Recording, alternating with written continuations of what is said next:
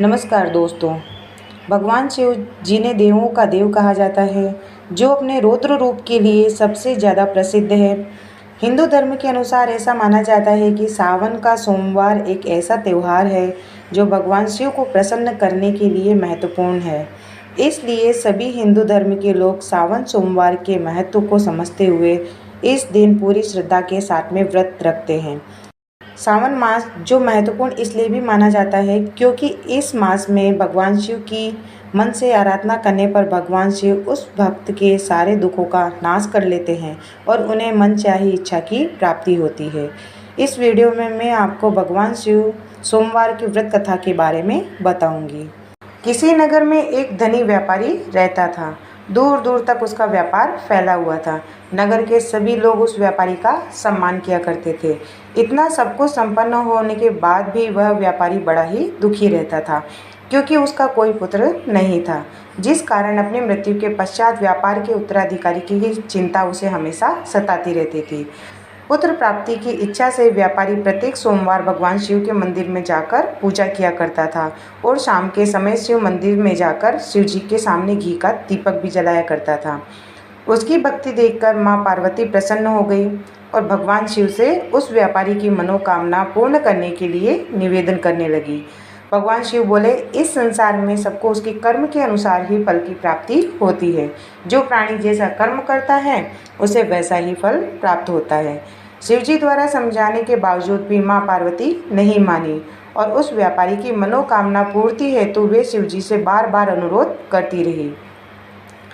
अंततः माता के आग्रह को देखकर भगवान भोलेनाथ को उस व्यापारी को पुत्र प्राप्ति का वरदान देना पड़ा।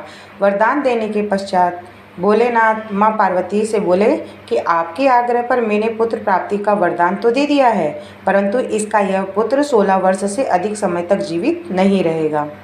उसी रात भगवान शिव उस व्यापारी के स्वप्न में आए और उसे पुत्र प्राप्ति का वरदान दिया और उसके पुत्र के 16 वर्ष तक जीवित रहने की भी बात उसे बताई।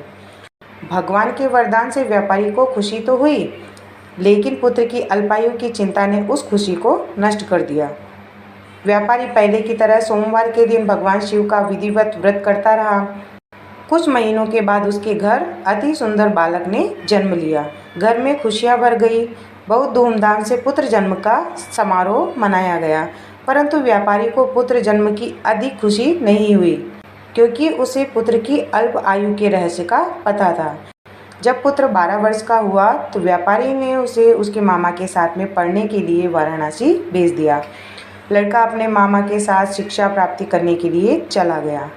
रास्ते में जहाँ भी मामा भांजा विश्राम हेतु रुकते, वही यज्ञ करते और ब्राह्मणों को भोजन कराते। लंबी यात्रा के बाद मामा और भांजे एक नगर में पहुँचे। उस दिन नगर में राजा की एक कन्या का विवाह था, जिस कारण पूरे नगर को सजाया गया था।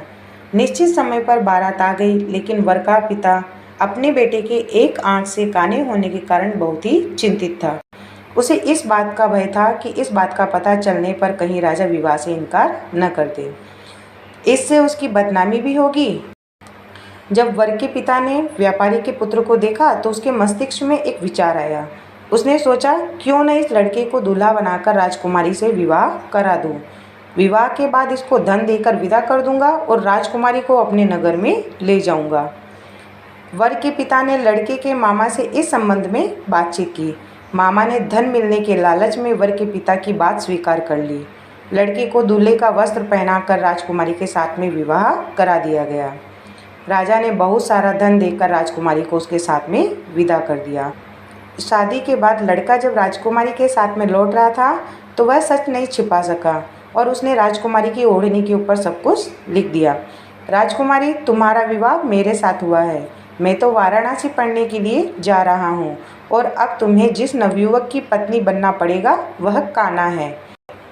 जब राजकुमारी ने अपनी ओढ़नी पर लिखा हुआ पत्र पढ़ा तो उसने कान्हे लड़के के साथ में जाने से इनकार कर दिया।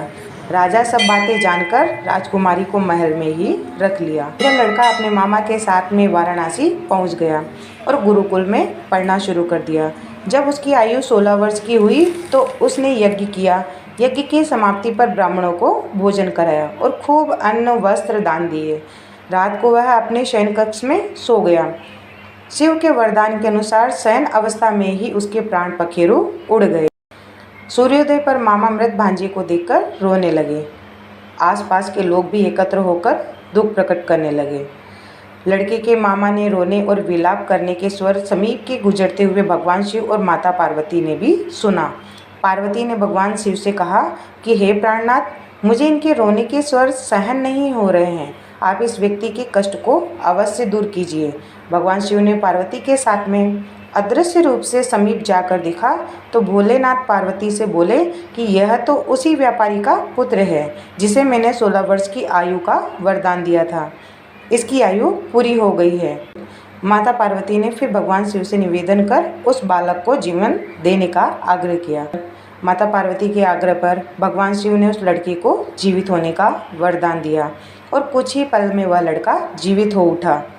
शिक्षा समाप्त करके लड़का मामा के साथ में अपने नगर की ओर चल दिया। दोनों चलते हुए उसी नगर में पहुँचे जहाँ पर उनका विवाह हुआ था। उस नगर में भी यज्ञ का आयोजन हुआ था। समीप से गुजरते हुए नगर के राजा ने यज्ञ का आयोजन देखा तो उसने तुरंत ही लड़के और उसके मामा को पहचान लिया।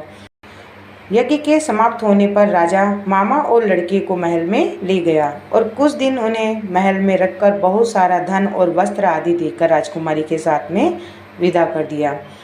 इधर भूखे प्यासे रहकर व्यापारी और उसकी पत्नी बेटे की प्रतीक्षा कर रहे थे।